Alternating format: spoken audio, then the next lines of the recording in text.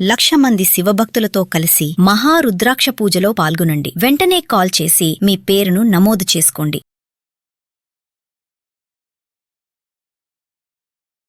మా అన్నగారికి 2024లో పెళ్లి చేశాం. పెళ్లయిన ఒక 1 నెల రోజులు బాగుంది మేడం. చాలా అసలు అద్భుతమైన నటన ఆమెది అసలు. ఆస్కార్ కూడా పనికిరాదు ఆమె ముందు. ఫస్ట్ టైమ్ గొడవైనప్పుడు మేడం రీజన్ ఏం చెప్పింది తెలుసా మేడం? చికెన్ తేవట్లేదు, పాల ప్యాకెట్లు తేవట్లేదు, ఏం తేవట్లేదు అని. అదే మేడం మెయిన్ గొడవ.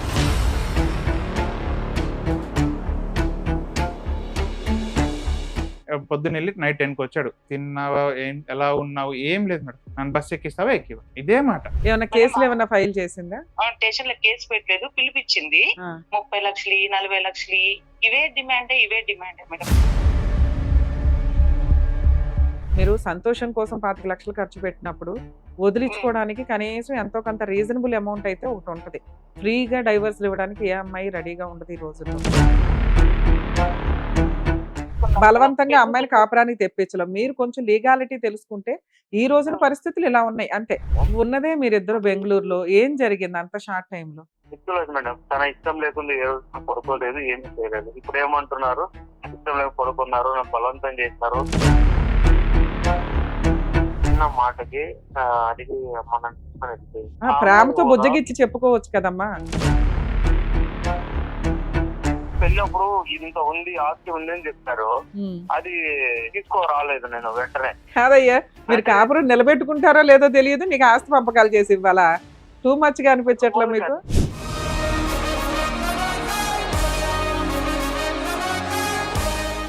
సార్ నమస్తే అండి. నమస్తే మేడం. ఎక్కడి నుంచి వచ్చారు? ఏంటి మా ప్రాబ్లం? సొంతూరు రాయదుర్గం అండి. అనంతపురం జిల్లా రాయదుర్గం. నేను ఇక్కడ హైదరాబాద్ లో వర్క్ చేస్తుంటాను మేడం. ఓకే. మా బ్రదర్ కి సమస్య ఉంది మేడం, మ్యారేజ్ సో సమస్య. మీ బ్రదర్ మా మాట్లాడడానికి నాన్నగారి వచ్చారా? నుంచి మాట్లాడడం కోసం. మీరు ఎంతమంది అండి? మేమిద్దరం అండి. నేను మా అన్నయ్య.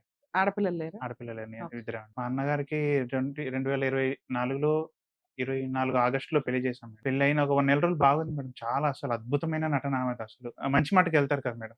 ఇరు కుటుంబాలు వచ్చి కూర్చుంటారు కదండి. అప్పుడు కూర్చున్నప్పుడు వాళ్ళ అమ్మ మీకు మ్యారేజ్ అయిపోయింది? లేదండి, నేను ఇంకా ఇతనికి మొన్న మా బ్రదర్ కి 2024లో మ్యారేజ్ అయింది. 24. ఆయనది అయిపోయి ఒక 1 or 2 అతనేం years కి నాకు చేస్తారండి? చేద్దామని అనుకున్నారు. అతనేం చేస్తాడు?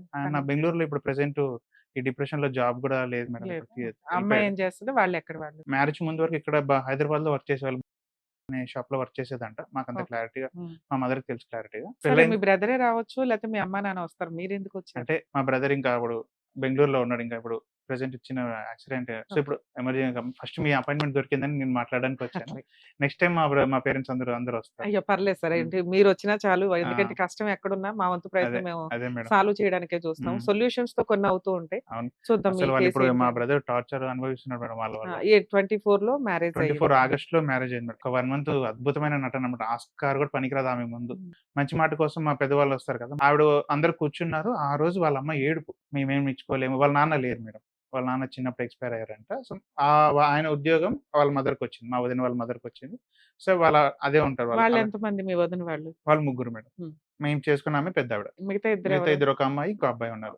తమ్ముడు అక్క. సో మగపిల్లాడు ఉన్నాడు. మగపిల్లాడి కష్టం ఏంటో వాళ్ళ అమ్మ రేపో మాపో ఫేస్ వాళ్ళకి అది అర్థం చేస్తారు. కావట్లేదు మేడం. ఫేస్ చేస్తారు చిన్నపిల్లాడుగా కానివ్వండి.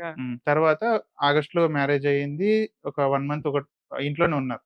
అటు మా బ్రదర్ కూడా అప్పటి నుండి బెంగళూరుకి అప్పటి నుంచి చేసాడు. ఆ 1 month గ్యాప్ కూడా ఎందుకు వచ్చింది అంటే అక్కడ బెంగళూరులో హౌస్ వెతుకుతున్నాడు. పెళ్ళైంది కదా, కొత్త హౌస్. మా అన్నకి ఏంటంటే రెంటెడ్ తీసుకున్నాం మేడం. కానీ ఆల్రెడీ వేరే వాళ్ళు యూజ్ చేసిందంటే కొంచెం ఇబ్బంది ఉంటుంది కదా అని చెప్పి కొంచెం బాగా వెతికి అప్పుడే ఫ్రెష్ కొత్తగా కట్టిన ఇంట్లోకి వెళ్ళారు మేడం. నవంబర్ ఆ టైంలో దొరికింది వీళ్ళు. వెళ్ళారు, అంతా బాగుంది మేడం. ఒక 1 month తర్వాత ఏమైందో ఏమో, ఏదో చిన్న చిన్న మనస్పర్ధలు వచ్చి ఇంటికి వెళ్ళిపోయింది. ఏదో చిన్న మాట మేడం. మా ఉండేది వాళ్ళిద్దరే అక్కడ. వాళ్ళిద్దరే మేడం. వెళ్ళడం కూడా మేడం, వాళ్ళ మమ్మీ వాళ్ళు కనీసం చీపరుపులు కూడా ఇవ్వలేదు మేడం. ప్రతిదీ మేమే మేడం. ప్రతిదీ. ఆఖరికి ఆమెను ఒకటి అడిగాం మేడం. ఏమిటి? పూజ గదిలో తెచ్చుకోవడానికి 2 వెండి దీపాలు తెచ్చుకోమా పద్ధతిగా అని చెప్పాం మేడం. అది కూడా ఎంత తెచ్చింది తెలుసా మేడం? ఈ మూత వేస్తే ఫుల్ అయిపోతుంది మేడం. ఈ మూత ఎక్కువ చిన్న కుందీలు ఈ మూత నూనె వేస్తే ఫుల్ ఎక్కువైతుంది, పొర్లిపోతుంది మేడం. దాంట్లో నుంచి బయటకు వచ్చేసేది నూనె. అంత చిన్న దీపాలు తెచ్చింది. దానికి కూడా మేము ఏమనలేదు. సరే అమ్మా నీ ఇష్టం అన్నాం. చిన్న పూజ గది ఉంది, పెట్టించాము. కొంచెం లావుగా ఉన్నారు. వాళ్ళ డాక్టర్ కూడా, ఆమె కూడా కొంచెం చెకప్ చేయించుకుంటే వాళ్ళు కూడా, ఆమె కూడా కొంచెం సన్నబడండి అమ్మా, అంత సెట్ అవుతుంది, ప్రాబ్లం ఏం లేదన్నారంట. వాళ్ళని హెల్తీగా ఉండాలని చెప్పి మా మదరు ఒక 1 లీటర్ గీ మేడం చేసి పంపించింది రెడీగా. ఇంట్లో హోమ్ మేడ్ గీ చేసి పంపించింది. ప్రతిదీ మేడం. బియ్యం నుంచి పరక పుల్ల దాకా అన్ని మేమే పంపించాం. ఒక్కటి ఏంటంటే పరుపులు ఇవ్వలేదు మేము. మంచం కూడా నేను ఇక్కడ నుంచి పరేరుగా నేను తెచ్చిపెట్టాను ఇంట్లో పెళ్ళప్పుడు. డబల్ కాట్ మంచం కొన్నవాడు దాని మీద పరుపు లేకపోతే మంచం వల్ల ఉపయోగం ఏముంది? అదే కాదు మేడం, జస్ట్ ఫోల్డబుల్ అది టెంపరరీగా.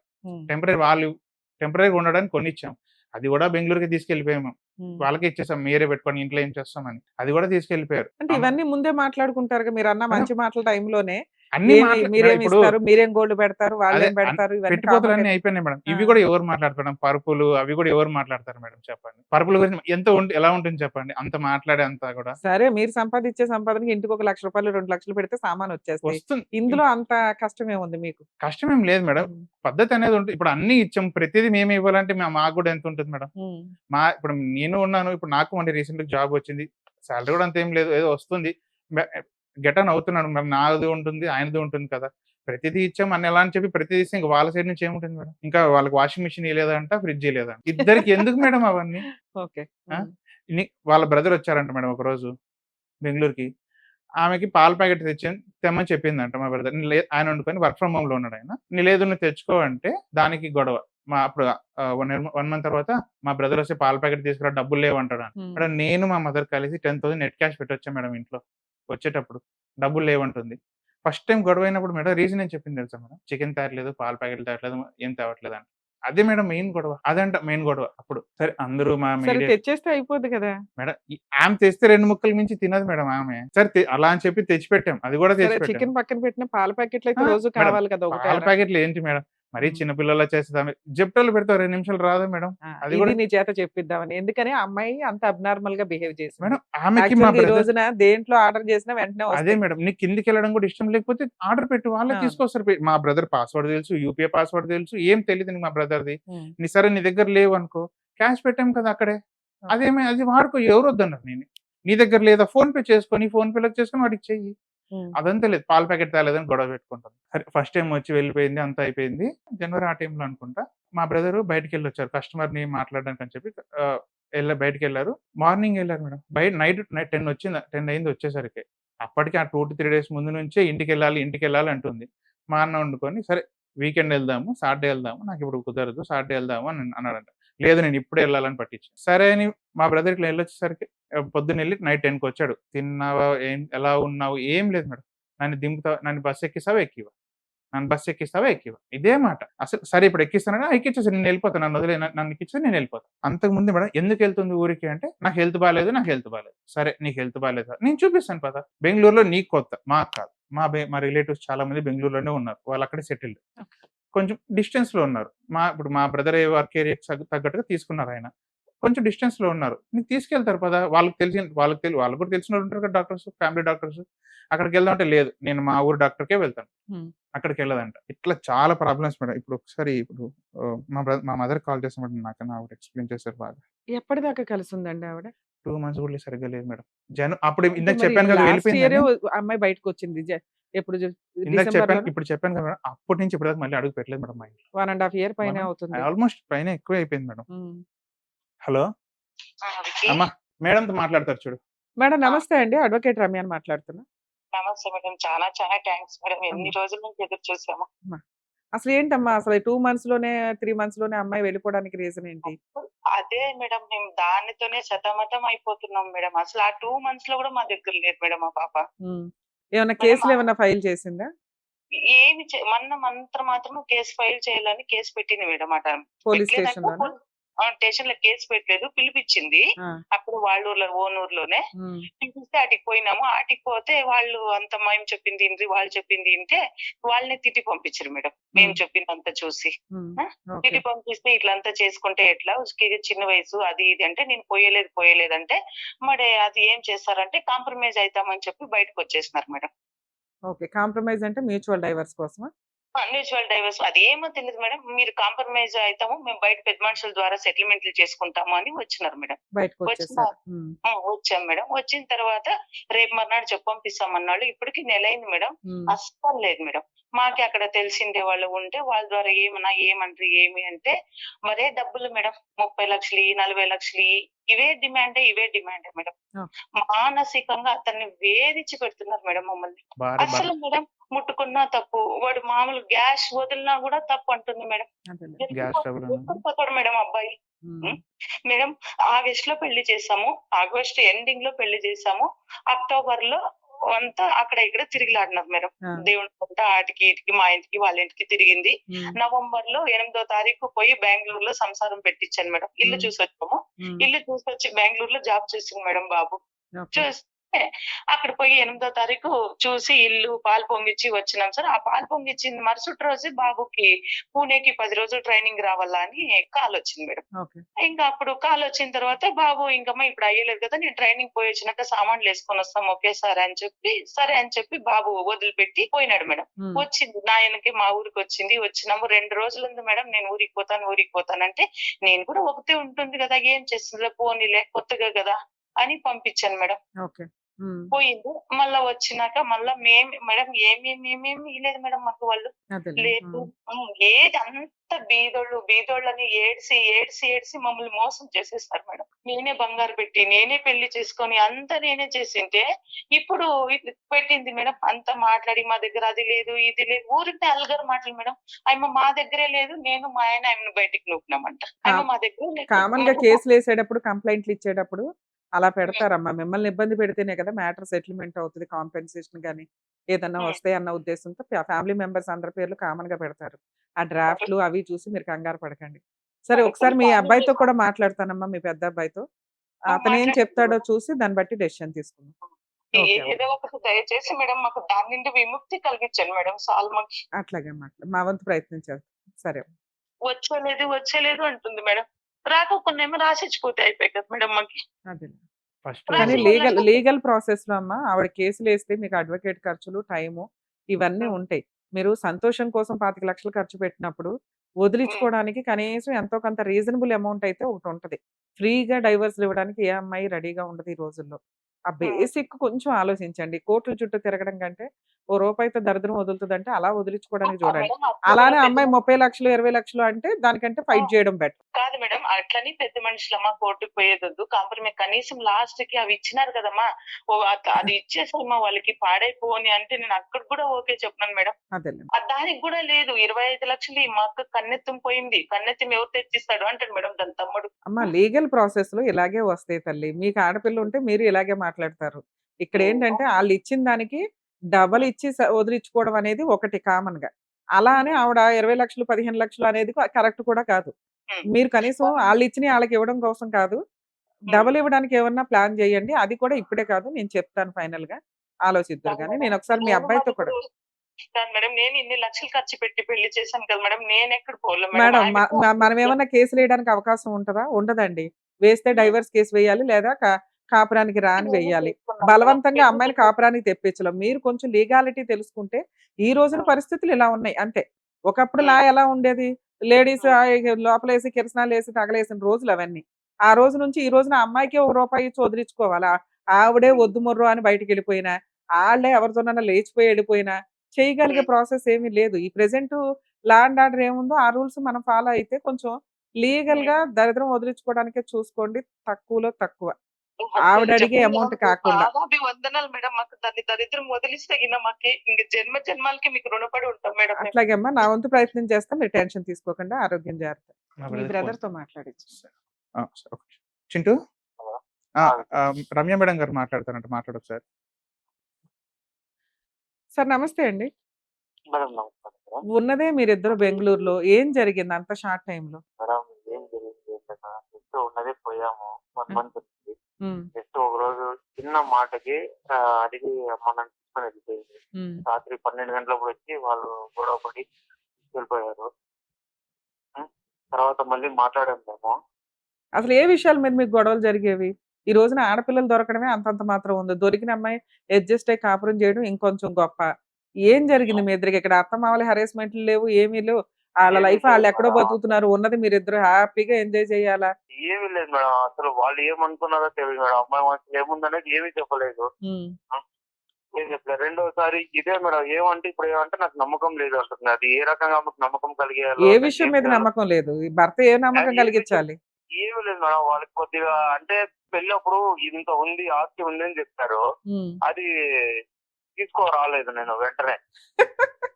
కాదయ్యా, మీరు కాపురం నిలబెట్టుకుంటారో లేదో తెలియదు, నీకు ఆస్తి పంపకాలు చేసి ఇవ్వాలా? టూ మచ్ గా అనిపించట్లా మీకు?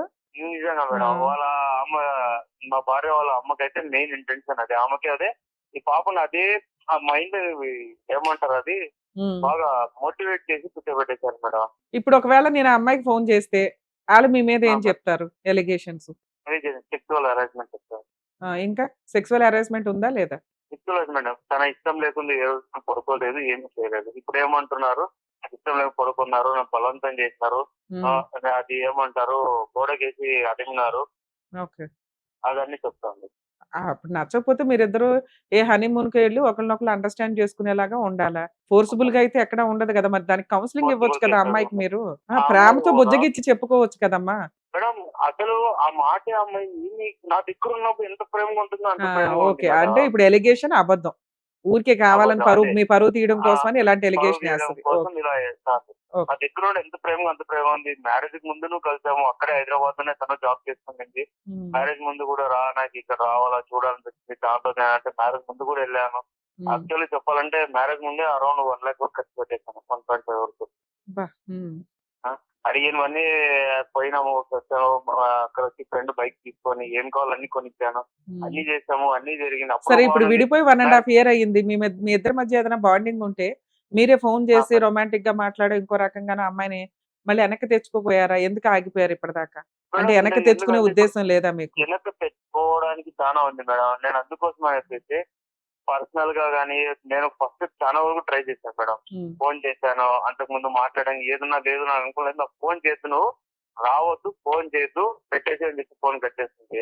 సరే ఓకే. అని చెప్పి ఒకసారి పేరెంట్స్ దగ్గర వెళ్ళాము. తర్వాత నేను తర్వాత మా అన్న ఉన్నారు. మాకు పెద్దనాన్న కొడుకు. అతను వచ్చేసి ఏమన్నాడంటే పెద్దోళ్ళు మీరు అంతా పోతే ఊరికే ఎందుకు, నేను వాడే వెళ్ళేసి అదేముంది పర్సనల్ గా మాట్లాడదాం ఆ పాప దగ్గర మాట్లాడి ఏమనంటే పోయాము. పోతే నాకు పోయి కూర్చోవడానికి కూడా లేదు మేడం. లేచి వెళ్ళిపో, ఫస్ట్ అవుతున్నాను నువ్వు వెళ్ళిపో. హ్మ్. ఏమి మాట్లాడినవాడు. కాదమ్మా ఏం జరిగింది చెప్పు, నేను ఏం సరే మొన్న మార్చుకోవాలో పోలీస్ చెప్పు నీకి. స్టేషన్‌లో అమ్మాయి వచ్చింది కదా! మీరేమన్నా కాపురం నిలబెట్టుకోవడానికి ఏమైనా ట్రై చేసారా? లేతే ఇంకా మ్యూచువల్ డైవర్స్ మేడం అనుకుంటున్నారా? నేను అక్కడ కూడా నేను అదే అడుగుతున్నాను. నేను స్టేషన్ లో కూడా చెప్పాను మేడం. పోలీసుల ముందు కూడా చెప్పాను. సరే సార్ ఇంతవరకు వాళ్ళు అలిగేషన్ చేస్తున్నారు. సరే జరిగింది అయిపోయింది. ఇప్పుడు నుంచైనా సరే నేను ఏం కాకున్నట్లు నేను చూసుకుంటా, నాది బాధ్యత. హ్మ్. మీకు ఎక్కడ ఏం రాసిమన్నా కూడా నేను రాసిస్తానని కూడా చెప్పాను. సూపర్. ఆ! అవ్వ దానికి రెడీ లేదు. సో, అసలు ఆ అమ్మాయి కాపురానికి రెడీగా లేదు. ఎంతో కొంత లేదు. అమౌంట్ వసూలు చేసుకొని అమౌంట్ హ్మ్. డిమాండింగ్ ఫుల్ ఉన్నారన్నమాట. అదేలే. ఓకే. సరే, సరే. యాక్చువల్‌గా అమ్మాయి కాపురానికి రెడీగా లేనప్పుడు మనం ఏ రకంగా రెస్టిట్యూషనల్ కంజుగల్ రైట్స్ కేస్ ఫైల్ చేసినా బలవంతంగా తీసుకొచ్చి కాపురం చేయించడం అయితే కుదరదు. వాళ్ళు అవును మేడం. 498 డొమెస్టిక్ వయలెన్స్ అని ఆ కేసుల చుట్టూ అడ్వకేట్‌ల చుట్టూ తిరగడం కంటే కూడా అంటే లీగల్ ఎక్స్‌పెన్సెస్ అన్నెసెసరీగా పెట్టుకోవడం అవును. కంటే ఆళ్ళిచ్చిన అన్నెసెసరీ దానికి ఇప్పుడు ఏదైనా ఒకటి అర కొంచెం యాడ్ చేసి మ్యూచువల్ డైవర్స్‌కెళ్ళిపోవడం అనేది ఎప్పుడు బెస్ట్ ఆప్షనే. ఏదైనా లీగాలిటీ మేడం వాళ్ళు చెప్పమంటారా? లేదా ఇప్పుడు ఆళ్ళతో మాట్లాడమంటారా? ఒకసారి మాట్లాడు మేడం. యాక్చువల్ అంటే ఇప్పుడు ఏమవుతుందంటే మేడం నేను మాట్లాడాలన్నా వాళ్ళు ఏమన్నారు ఇచ్చింది అంటే ఇప్పుడు మేము మ్యారేజ్ పెట్టి అప్పు చేసి మ్యారేజ్ చేసుకున్నాం మేడం. అదేలెండి. మ్యారేజ్ కి అని హ్మ్. చెప్పేసి చాలా ఇటు సైడ్ అప్పు జరిగింది, అంతా జరిగింది. ఇది యాక్చువల్ 1.5 అనేది ఇంట్లో తెలీదు, అసలు ఖర్చు పెట్టిందే నేను తెలీదు ఆమెకు. అదేలెండి. ఇంట్లో హ్మ్. వాళ్ళకి తెలీదు. నేను పర్సనల్ గా నాన్న పెట్టుకోయింది. తర్వాత ఆడ జరిగింది, ఇంట్లో పెళ్లిది అంతా ఖర్చు జరిగింది. హ్మ్. వాళ్ళు ఇప్పుడు డిమాండ్ చేసేపాటికి ఎక్కువ అడుగుతున్నారు. అదేలే. వచ్చింది కాకుండా అట్లా ఏమున్నా అది ఏమని అంటారు అంటే కాదు మీరు చేసుకున్నా కదా, సరే మ్యూచువల్ డైవర్స్ కన్నా రా అంటే వాళ్ళు అటు రావట్లేదు. అమౌంట్ డిమాండ్ చేస్తారు. ఇంత అమౌంట్ వేసి ఫిక్స్డ్ డిపాజిట్ చేసి వాళ్ళకి స్లిప్ పంపిస్తే అప్పుడు లాయర్ ద్వారా సైన్ చేసి పంపిస్తుందంట. సరే. మీరొకసారి లైన్‌లోనే ఉండండి సార్. నేను మాట్లాడేది మీరు వింటారు. తర్వాత మళ్ళీ మాట్లాడదాం. లీగల్ ప్రాసెస్‌లో హ్మ్. ఎప్పుడూ కూడా ఇక్కడ మాక్సిమం వింటుంటే అర్థమవుతుంది. మేబీ నేను వాళ్ళకి ఫోన్ చేసి మాట్లాడతాను. మాట్లాడితే కామన్‌గా వాళ్ళు చెప్పే ఎలిగేషన్స్ ఏముంటాయో తెలుసా? కట్నం తీసుకున్నారు. అవును. కట్నం వంక జెప్పి అంటే పెళ్లి ఖర్చులు అవును అంతా మేడం. కామన్‌గా ఇవన్నీ పెట్టుపోతల కింద లెక్క. అవును. వాళ్ళిప్పుడు దాన్ని కట్నం కింద మాట్లాడతారు. ఒకటి. మాట్లాడేసారు మేడం. ఆల్రెడీ ఆ మాట అయిపోయింది. ఎందుకంటే ఇవి ఎలిగేషన్స్ వేయాలి ఆ కాబట్టి మాట అలాగే ఆల్రెడీ ఏస్తారు. అనేసారు మేడం. అత్తగారు ఇంత హెరాస్ చేశారు. మరిది ఇంత, మామగారు ఇంత అని ఒక ఎలిగేషన్స్ కామన్‌గా ఏస్తారు. మీ బ్రదర్ విషయానికొచ్చేసరికి మనం ఆల్రెడీ కొన్ని డిస్కషన్స్‌లో మనకు అర్థమైంది ఏంటంటే ఇంట్లో ప్రాపర్‌గా ఏమి పెట్టడు. ఆ అమ్మాయి వేయగలిగే ఎలిగేషన్. హ్మ్. సరుకులు తీసుకురాడు. ఎంతసేపు ఫిజికల్ రిలేషను, సెక్స్ తప్ప ఇంకో పనుండదు. నా ఫీలింగ్స్ ఏంటని కూడా పట్టించుకోడు. ఇంతే. ఇంతకంటే క్రియేట్ చేయలేరు. అవును కొత్తగా వాళ్ళు ఏం క్రియేట్ చేయగలరు? ఇంతకు మించి ఏమీ లేవు. మేడం. ఇలా నిజంగా అమ్మాయికి ఉండుంటే 1 ½ ఇయర్ ఆగదు. అవును. కాపురం నిలబెట్టుకోవడానికి అతనికి కౌన్సెలింగ్ ఇప్పించొచ్చు. లేదా వీళ్ళిద్దరూ అసలు వాళ్ళిద్దరికి ఒక అసలు మీ బ్రదరు ఆ అమ్మాయి మీద ఒక మాట అనట్ల. లీగల్ ప్రాసెస్‌లో ఒకవేళ వాళ్ళతో మాట్లాడి ముందుగా అమౌంట్ డిపాజిట్ చేయడం, అకౌంట్‌లో డీడీలు తీయడం ఇవి కరెక్ట్ కాదు. ఫస్టు ఒక స్టెప్ ఉంటుంది. మీకు ఉన్న ఆలోచన ఏంటంటే ఆవిడే కాపురానికి రాలా, మేము రెడీగా ఉన్నాం కాపురానికి తీసుకెళ్ళడానికి. ఆవిడే వెళ్ళిపోయి ఫాల్స్ ఎలిగేషన్‌లేస్తుంది. కాబట్టి ఆవిడే డైవర్స్ అడుగుతుంది. ఆవిడ ఫ్రీగా ఇస్తే తీసుకుంటాం అనేది ఒక స్టెప్పు. ఓకే. లేదా ఏదో వాళ్ళకిచ్చేస్తాము. మేమే అప్పుల పాలైపోయాం అనేది సెకండ్ స్టెప్. ఓకే. ఈ 2 కూడా కరెక్ట్ కాదు. ఓకే. మీరు బాధితులే. మీరు విక్టిమే. కానీ లీగల్ ప్రాసెస్‌కొచ్చేసరికి ఆమె కేసులు ఫైల్ చేసుకోవడానికి ఛాన్సెస్ ఉన్నాయి. ఆ కేసులకి మీకయ్యే అడ్వకేట్ ఎక్స్‌పెన్సెస్ అనేది ఇప్పుడు వాళ్ళు ఏదైతే మేము ఎంత ఇచ్చాం, అంత ఇచ్చాం పెళ్లి ఖర్చులకని చెప్తున్నారో అవును. దానికి డబల్‌కి త్రిబుల్ అవుతది గుర్తుపెట్టుకోండి. అర్థమవుతుందా? మీరు మంచోళ్ళు అని కోర్ట్‌లో ప్రూవ్ చేసుకోవడానికి, మీరు ఇన్నోసెంట్ అని ప్రూవ్ చేసుకోవడానికి 3-5 ఇయర్స్ ఫైటింగ్ 100% అన్ని కేసులు మీరే గెలుస్తారు. యూజ్ ఏముంది? Valuable time. ఆ అమ్మాయికి ఇచ్చే కాంపెన్సేషన్ కంటే డబుల్ లీగల్ ఎక్స్‌పెన్సెస్. అర్థమవుతుందా? హ్మ్. ఇది అతనికి సైకలాజికల్‌గా ఎఫెక్ట్ పడతది. అవును మేడం. కెరియరే డ్యామేజ్ చేసుకొని కూర్చున్నాడు. ఇంకా ఆవిడే గావాలి అని. వస్తదో రాదో క్లారిటీ లేదు. రాకపోతే కనీసం ఇలాంటి ఒక రిలేషన్ ఉన్నంత కాలం వెయిటింగ్‌లోనే ఉంటది అతని ఆలోచన విధానం అనేది. అవును. ఇది కరెక్ట్ కాదు. ఓకే. వద్దు అనుకుంటే వద్దు. అదేదో ఆవిడనే అడిగి క్లారిటీ తీసుకుందాం.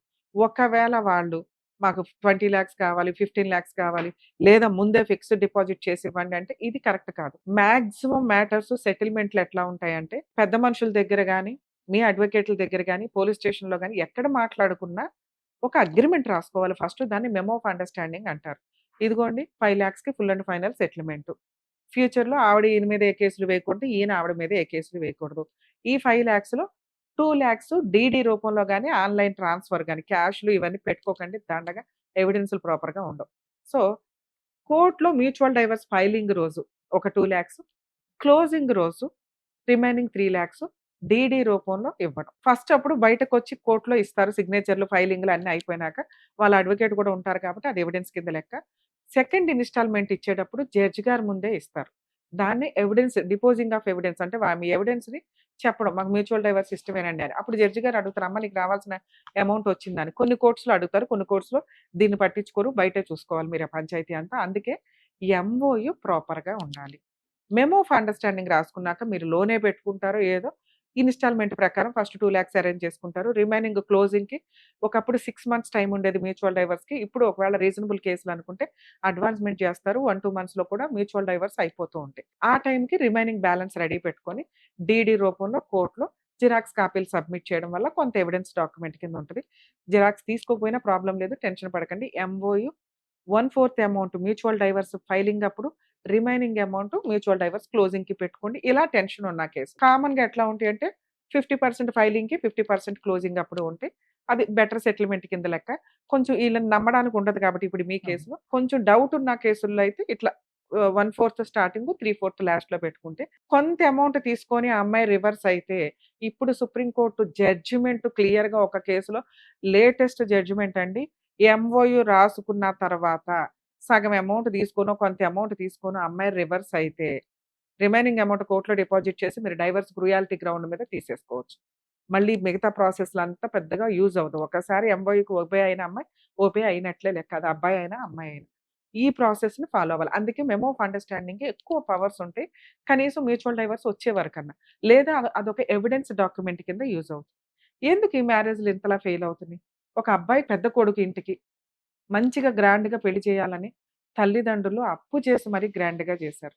అసలు కొన్ని మ్యారేజ్‌లు చూస్తుంటే 500 పెళ్లి వంటకాలు, ఓహ్! 5,000 మంది జనాలు అంటూ గ్రాండ్‌గా చేసుకుంటున్నారు గానీ, నాకేం టెన్షన్ అవుతదంటే ముందు ఈళ్ళు కాపురాలు నిలబెట్టుకుంటారా లేదా అని. ఏమి రీజన్ ఉంది ఇందులో విడిపోవడానికి? ఒకప్పుడు అత్తమామలతో కలిసి ఉండడానికి ఏడిసి అందరూ సింగిల్ ఫ్యామిలీలు అయిపోయారు. ఇక్కడ వెళ్లి ఉన్నది బెంగుళూరులో. ఉన్నదే భార్యాభర్త. ఎవరు ఫిట్టింగ్ పెట్టి కాపురం నాశనం చేసినట్టు లెక్క. ఈ మాత్రం చిన్న చిన్న డిస్ప్యూట్స్ లేకుండా ఏ కాపురాలు ఉండవు. రేపటి రోజున ఇండియాలో కుటుంబ వ్యవస్థే ఉంటదా? ఊడద్దా? అన్న పరిస్థితుల్లో ఉంది. దీని మీద కొంచెం లీగాలిటీ ఇంకొంచెం స్ట్రాంగ్‌గా ఉండి మోరల్ వాల్యూస్ తోటి వీళ్ళకి మ్యారేజ్‌లప్పుడే ఖచ్చితంగా కౌన్సెలింగ్స్ ఏమన్నా ఉండాలి అనే రూల్స్ ఏమన్నా వస్తే బెటర్ ఏమో అని అనిపిస్తది. ఎందుకంటే మేము ఛానల్స్‌లో ఎంత మొత్తుకున్నప్పటికి కూడా జరగాల్సినవి బయట జరుగుతానే ఉన్నాయి. ఫెయిల్ అవ్వాల్సినవి ఫెయిల్ అవుతూనే ఉన్నాయి. కొంచెం మోరల్‌గా ఉండండి. అవతల ఒక అమ్మాయి మిమ్మల్ని నమ్ముకొని మీ ఇంట్లోకొస్తుంది. ఆ అమ్మాయిని అపురూపంగా చూసుకోవాలా? ఎందుకంటే మనకే ఎక్కువ అవసరం. అలాగే ఒక అబ్బాయి మనల్ని నమ్మి ఇంట్లోకి యాక్సెప్ట్ చేసినప్పుడు, అత్తనే దేవుడు. భర్త తర్వాతే ఎవరైనా.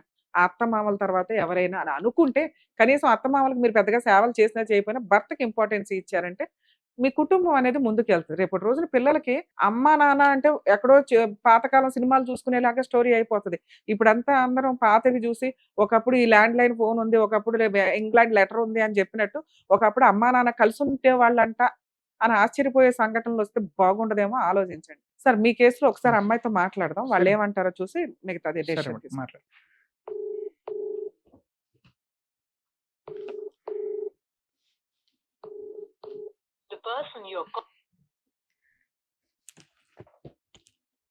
సార్ తీయకపోవడం కూడా ఒక రకంగా మంచిది. మళ్ళీ చేస్తే విడిగా మాట్లాడదాం. ఎందుకంటే కొన్ని సందర్భాల్లో ఇది కొంచెం సెన్సిటివ్‌గా ఉంది కేసు. నా నా పరువు తీసుకెళ్ళి టీవీలో పెట్టారా?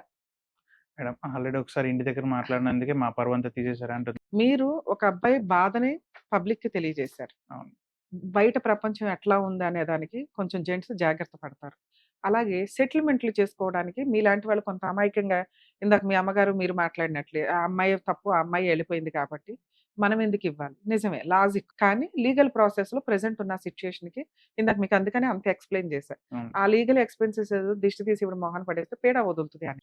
మూడో పాయింట్ కొన్ని సందర్భాల్లో టీవీ నుంచి మాట్లాడితే సెటిల్‌మెంట్ చేసుకునేవి కూడా ఆగిపోతాయి. ఓకే. ఆ పిన్ పాయింట్ మాకు అర్థమవుతుంది. ఒకవేళ ఇప్పుడు ఆ అమ్మాయి ఫోన్ తీసినా నేను సుమన్ టీవీయో ఎట్లాగో చెప్పను. అడ్వొకేట్‌గా మాట్లాడొచ్చు. సరే. యాస్ ఎ అడ్వొకేట్‌గా మా దగ్గరికొచ్చారమ్మా ఇట్లా మాట్లాడదాం స్టార్ట్ చేద్దాం అనుకున్నా. సరే. లక్కీగా ఆ అమ్మాయి తీయలేదు. సో, ఈ విషయానికొస్తే విడిగా మాట్లాడడం త్రూ మీ అడ్వొకేట్ ద్వారా సెటిల్‌మెంట్ మాట్లాడించడం బెస్ట్. సరే. మీ కండిషన్స్ వాళ్ళు ఒప్పుకోవాలే తప్ప వాళ్ళ కండిషన్స్ మీరు కాదు. ఒకటి మ్యూచువల్ డైవర్స్ 50% క్లియర్. రెండోది మీరెంత ఇవ్వగలుగుతారో వాళ్ళెంత అడుగుతారు. వాళ్ళు 30 అట్లా అంటున్నారు. 25 దాకా ఉన్నారు. మీరు 5 దగ్గరున్నారు. ఈ 5 నుంచి రూపాయి పెంచుకుంటూ ఎళ్ళటం. వాళ్ళు మీరనే ఫిగర్‌కొచ్చే వరకు ఈ ఫైటింగ్ తప్పదు. అవును. అది రమ్య గారు దిగినా, ఎవరు దిగినా ఈ ప్రాసెస్ అలాగే ఉంటది. మూడో స్టెప్పు ఎంఓయూ రాసుకోవడం. హ్మ్. ఎంఓయూలో ఇందాక నేను చెప్పినట్టు 1/4 ఫస్ట్, 3/4 లాస్ట్. ఓకే. ఇక్కడ ఎంఓయూ దాకా వచ్చారు అంటే ముందు మీకు ఫిగరు రౌండ్ అప్ అయిపోయిందంటే నెక్స్ట్ స్టెప్ గోల్డ్ ఎక్స్‌చేంజ్‌లు ఇవి ఉంటాయి కామన్‌గా. అవును. అలాంటివేవో ఇచ్చేసుకునేది కూడా కోర్ట్‌లోనే పెట్టుకోండి. ఓకే. ముందు ఎంఓయూ దగ్గర అసలేం పెట్టుకోవద్దు. సరే. ఈ కండిషన్స్‌తో ఇట్లా సెటిల్ అయిందని. ఇక్కడి నుంచి నేను మాట్లాడడం కంటే విడిగా మీ అడ్వొకేట్ మాట్లాడడం బెటర్. సరే. 100% మీ కేస్ క్లోజ్ అయిపోద్ది. ఓకే. ఆ అమ్మాయి ఓ రూపాయి ఎక్స్‌ట్రా ఎక్స్‌పెక్ట్ చేయడం కోసం ఒకవేళ పోలీస్ స్టేషన్‌లో కేస్ పెట్టినా తనకి తెలుసు. కోర్టుల చుట్టూ తిరగడం వల్ల పెద్ద యూజ్ లేదు.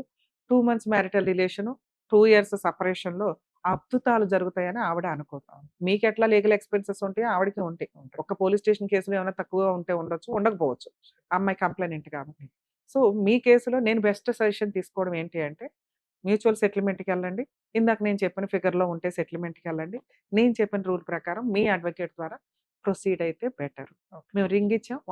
ఇన్ కేస్ ఆ అమ్మాయి మాట్లాడినా మేము రెస్పాండ్ అవుతాం దీనికి. ఓకే. సరేనా? ఓకే. All the best. జాగ్రత్త.